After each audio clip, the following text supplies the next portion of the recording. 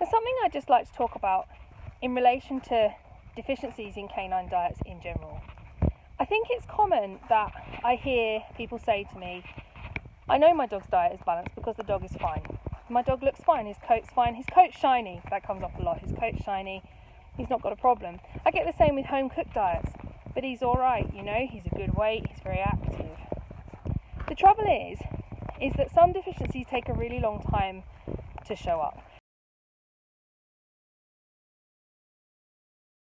The most common actually is dogs on home cooked diets who have an unbalanced calcium supply. So they quite often have no calcium at all, but sometimes they have some, but not enough in relation to the phosphorus they're eating.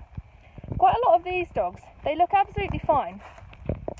And then when they're 8-9 years old, maybe 10, they develop some wobbly teeth and we have them in for a dental. And actually, these little dogs, quite often their jawbone has completely dissolved. So it's not uncommon, it's quite often Yorkshire Terriers and Chihuahuas. And it just goes to show that really these dogs haven't shown any sign of that problem for years and years. But at a very young age of 8 or 9 years old, these dogs end up with no teeth because their jawbone has dissolved completely. As an example of why it's really important that we look at balance the whole life of the dog, because what we're not seeing is that the insides of these dogs are working hard their entire life trying to correct the failure that we have provided in terms of a diet.